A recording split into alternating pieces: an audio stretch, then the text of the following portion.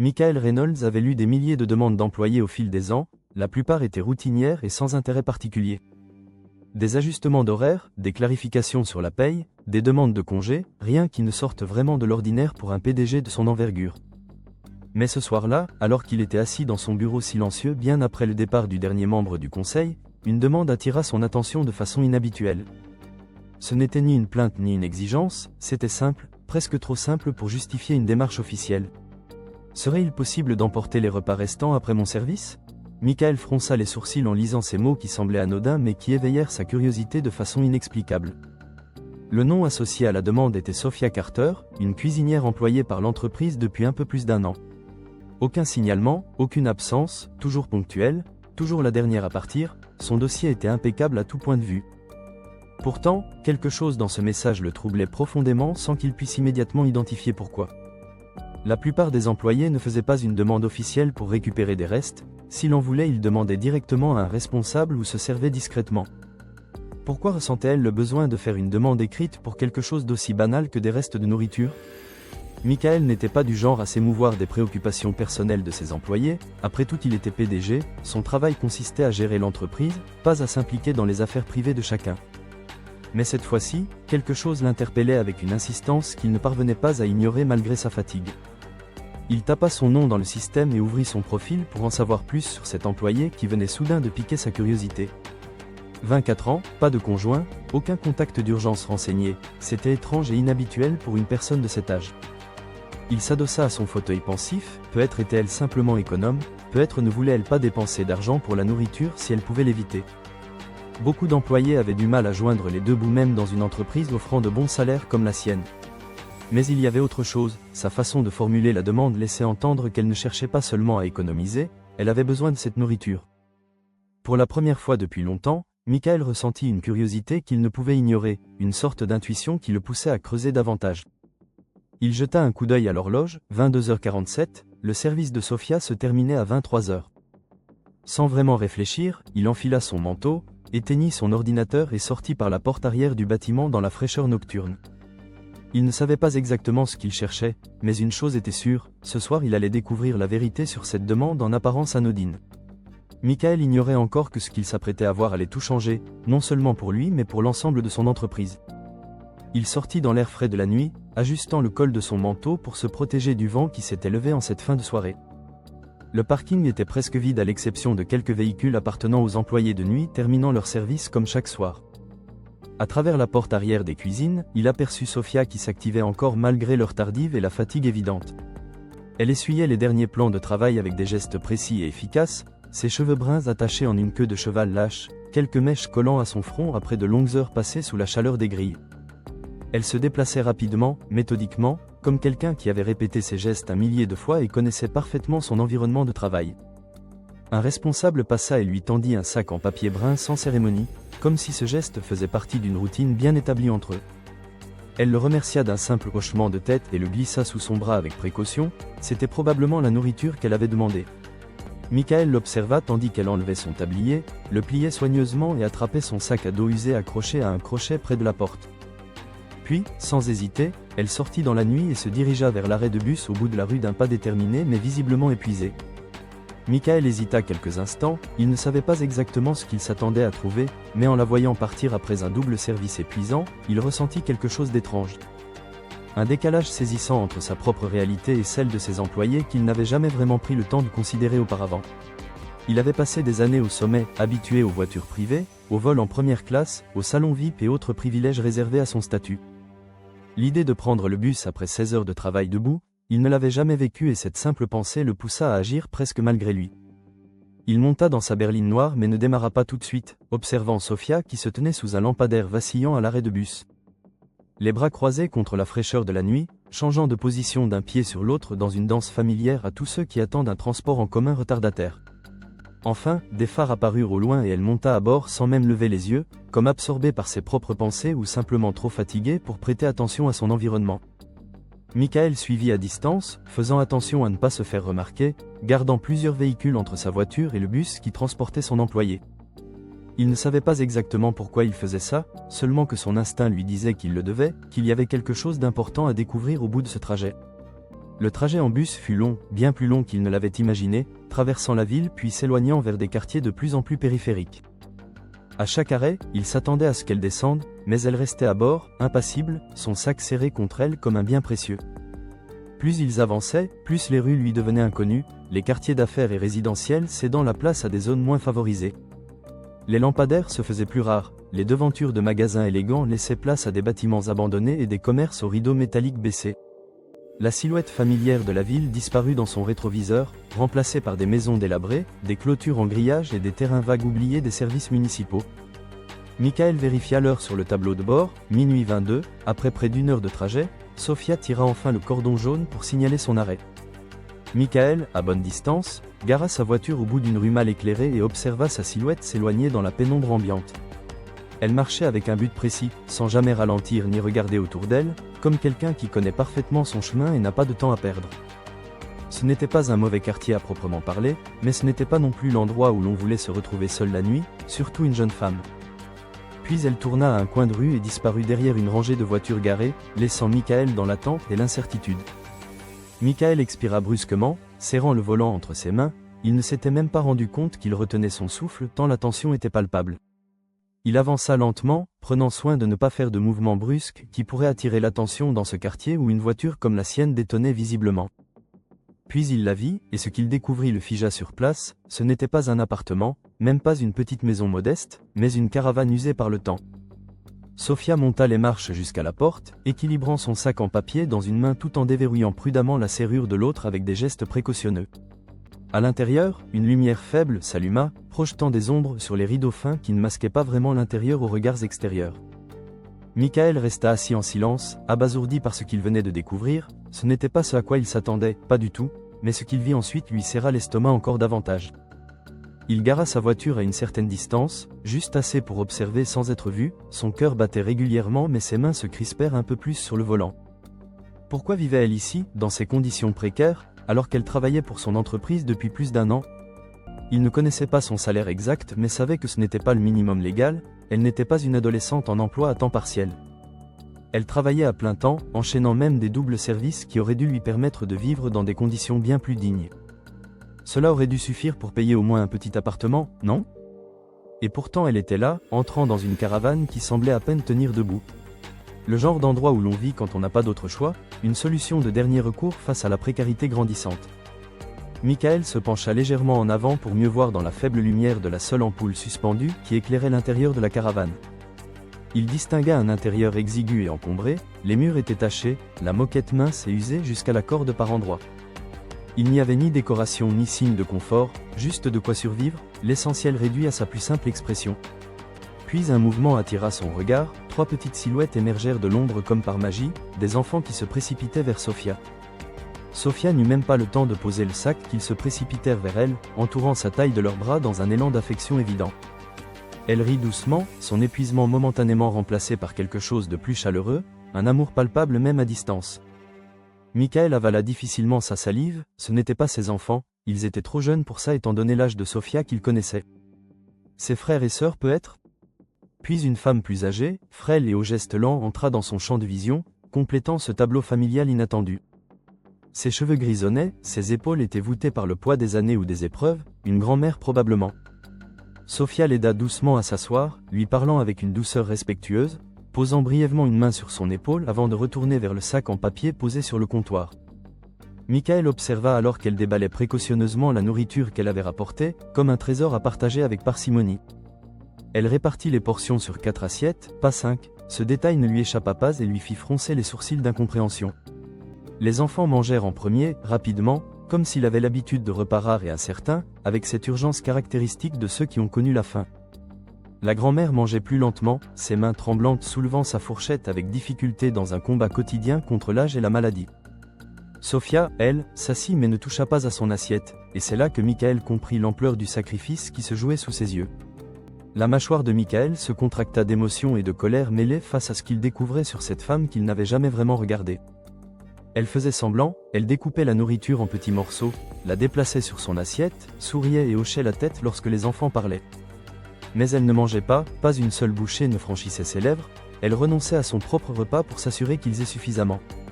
La poitrine de Michael se serra douloureusement, il était venu ici pourquoi au juste? Il ne savait même pas précisément. Peut-être pour confirmer qu'elle avait vraiment besoin de cette aide, peut-être par simple curiosité mêlée de suspicion. Mais ça, ce qu'il voyait maintenant, c'était du sacrifice à l'état pur, et cela lui retourna l'estomac d'une manière qu'il n'avait pas anticipée. Il pensa à son propre dîner ce soir-là, un steak parfaitement servi dans un restaurant haut de gamme, avec un vin soigneusement sélectionné. Une addition qui valait sûrement plus que ce que Sofia gagnait en 2 jours de labeur acharné, et il ne l'avait même pas terminé. Et elle était là, assise dans une caravane après un service de 16 heures, feignant de manger pour que sa famille ne s'inquiète pas de son abnégation. Michael expira lentement, fixant la scène sous ses yeux qui lui révélait une réalité dont il avait toujours été déconnecté. Ce n'était pas juste une employée qui avait du mal à joindre les deux bouts, c'était un système brisé et il en faisait partie, il en était même l'un des principaux acteurs. Mais ce qu'il ignorait encore, c'est que l'histoire de Sofia était encore pire qu'il ne l'imaginait, et que ce qu'il allait découvrir ensuite allait véritablement le bouleverser. Michael resta en silence, serrant le volant à s'en faire blanchir les jointures, le léger bourdonnement de la rue lui semblait lointain, presque étouffé sous le poids de sa prise de conscience. Sofia souriait en écoutant les enfants parler entre deux bouchées, ses yeux fatigués brillaient d'affection malgré l'épuisement qui marquait chacun de ses traits. Elle avait l'air heureuse, ou du moins elle essayait de l'être pour eux, pour leur offrir une normalité dont ils avaient tant besoin. Mais Michael pouvait voir la vérité dans la façon dont elle se massait les tempes quand personne ne la regardait, dans ses gestes infimes qui trahissaient sa fatigue. Dans la façon dont ses épaules s'affaissaient quand elle pensait ne pas être observée, révélant le poids invisible qu'elle portait jour après jour. Puis l'aîné des enfants, un garçon d'environ 10 ou 11 ans, posa une question qui fit se serrer encore plus la poitrine de Michael et confirma ses soupçons. « Tu as mangé au travail aujourd'hui » Une fraction de seconde, juste un instant fugace, son visage changea, pas beaucoup, juste l'ombre d'une hésitation avant qu'elle ne force ce même sourire fatigué. « Oui, j'ai mangé quelque chose plus tôt », mentit-elle avec un naturel qui suggérait une habitude bien ancrée de dissimuler ses propres privations. Le garçon la fixa sceptique mais il n'insista pas, il se contenta de hocher lentement la tête avant de retourner à son assiette, comprenant plus qu'un enfant ne devrait avoir à comprendre. Michael se sentit mal, profondément mal, elle ne se contentait pas de sauter le dîner ce soir, c'était une habitude, un sacrifice quotidien. Elle le faisait sûrement depuis des semaines, peut-être même des mois, peut-être depuis qu'elle travaillait pour lui sans qu'il n'en sache rien. Et pourtant elle se levait chaque matin, allait travailler avec énergie, restait tard et rentrait avec juste assez pour s'assurer que sa famille ne manque de rien. Même si cela signifiait elle devait se priver du nécessaire pour offrir l'essentiel à ceux qu'elle aimait plus que tout. Michael s'adossa à sa chaise en expirant brusquement, ce n'était pas seulement injuste, c'était inacceptable, et le pire, il ne l'avait même jamais remarqué. À l'intérieur de la caravane, Sofia se leva enfin et commença à ramasser les assiettes vides avec des gestes précis et économes. Les enfants étouffèrent des bâillements fatigués en s'étirant avant de se diriger vers un petit espace à l'arrière qui devait servir de chambre. La grand-mère, plus lente, se traîna jusqu'à ce qui ressemblait davantage à un fauteuil qu'à un lit, son espace de repos pour la nuit. Michael plissa les yeux, ça ne pouvait pas être vrai, la caravane était minuscule, bien trop petite pour accueillir 4 personnes dans des conditions décentes. Il n'y avait pas d'espace supplémentaire, pas de deuxième chambre, pas d'intimité possible dans cet habitat de fortune. Il fit un calcul rapide dans sa tête, 4 personnes, un espace unique, comment se répartissaient-ils pour dormir dans ces conditions ? Puis il le vit, un matelas fin, à peine plus épais qu'un coussin, coincé dans un coin près de la cuisine, une couverture soigneusement pliée reposait au bord. Michael déglutit difficilement face à cette découverte qui le heurta comme un coup physique, c'était le lit de Sofia, pas une chambre, même pas un canapé. Juste un matelas posé à même le sol, après des doubles journées de travail, après des heures passées debout devant un grill brûlant. Après avoir servi des repas à des inconnus toute la journée, c'est là qu'elle dormait, dans ce coin exigu sans aucun confort ni intimité. Michael en avait assez vu, plus qu'il ne pouvait en supporter, il dirigeait une entreprise qui se vantait d'être familiale et bienveillante. Il assistait à des réunions où l'on parlait de satisfaction des employés et de salaire juste avec de grands discours sur la responsabilité sociale. Et pourtant voici l'une de ses employées les plus travailleuses, pratiquement sans abri, affamée, sacrifiant tout pour sa famille. Tandis que lui travaillait dans un bureau si grand qu'il contenait sa propre machine à expresso et des fauteuils en cuir valant plus que toute cette caravane et son contenu. Il pensa aux avantages de l'entreprise, aux primes, aux séminaires, aux dîners d'affaires, à toute cette nourriture jetée à la fin de chaque service. De la nourriture qui aurait pu nourrir des personnes comme Sofia et sa famille qui se battaient chaque jour pour simplement survivre. Michael ferma les yeux un instant, essayant de maîtriser la colère qui bouillonnait en lui, contre le système, contre l'entreprise, mais surtout contre lui-même. Ce n'était pas juste, et pour la première fois depuis longtemps, Il comprit que se sentir mal ne suffisait plus, il devait agir et il devait le faire maintenant. Cette nuit-là, Michael ne rentra pas chez lui. Il n'en était pas capable, encore sous le choc de ses découvertes qui avaient bouleversé sa vision du monde. Il resta assis dans sa voiture, fixant la caravane longtemps après que les lumières se soient éteintes, plongé dans une réflexion profonde et douloureuse. Son esprit s'emballait, comment avait-il pu passer à côté de ça? Combien d'autres employés étaient là comme Sofia, luttant en silence? Combien venaient travailler le ventre vide tout en affichant un sourire professionnel pour satisfaire des clients qui ne se souciaient pas d'eux? Il pensa au budget de l'entreprise, au salaire des cadres, aux milliers de dollars dépensés chaque mois en marketing et en dépenses superflues. Puis il repensa au matelas de Sofia posé à même le sol, à son repas sacrifié, à ses cernes qui témoignaient d'une fatigue chronique. Ses doigts se crispèrent sur le volant, ce n'était pas juste son échec personnel, c'était un échec collectif, et il en était responsable. Pendant des années, il s'était convaincu que ses employés étaient bien traités, il avait lu des rapports, approuvé des grilles salariales. Il avait signé des politiques internes vantant le bien-être au travail et les valeurs humaines de l'entreprise, mais il n'avait jamais vraiment regardé la réalité. Ce soir, il avait vu, et maintenant il ne pouvait plus ignorer, il ne pouvait plus faire semblant que tout allait bien dans le meilleur des mondes. Michael prit son téléphone et fit défiler sa liste de contacts, il n'hésita pas avant d'appuyer sur appeler, sa décision était prise. Ça sonna 2 fois avant qu'une voix ensommeillée ne réponde « Monsieur ?» Il était minuit passé, tout va bien? C'était son directeur des opérations, la même personne en charge des programmes pour les employés et des ressources humaines. Non, répondit Michael, sa voix ferme et décidée, rien ne va, absolument rien ne va comme il faudrait. Un silence interloqué suivit cette déclaration abrupte. Que voulez-vous dire exactement? Demanda finalement son interlocuteur décontenancé. Michael jeta un dernier regard à la caravane avant de tourner la clé dans le contact. On doit régler ça, tout ça, première heure demain matin. Il ne laissa pas le temps à l'autre de répondre, il raccrocha parce que ce n'était pas une discussion, c'était une décision irrévocable. Et Michael ne faisait que commencer, il avait l'intention de transformer son entreprise de fond en comble, de la rendre véritablement humaine. Le lendemain matin, Michael entra dans son bureau avec un seul objectif en tête, le changement radical et immédiat de ses politiques d'entreprise. Avant midi, les politiques étaient déjà en train d'être réécrites sous le regard médusé de ses collaborateurs qui n'avaient jamais vu leur patron dans cet état. Les restes alimentaires, désormais ils seraient systématiquement emballés et distribués quotidiennement aux employés qui en avaient besoin.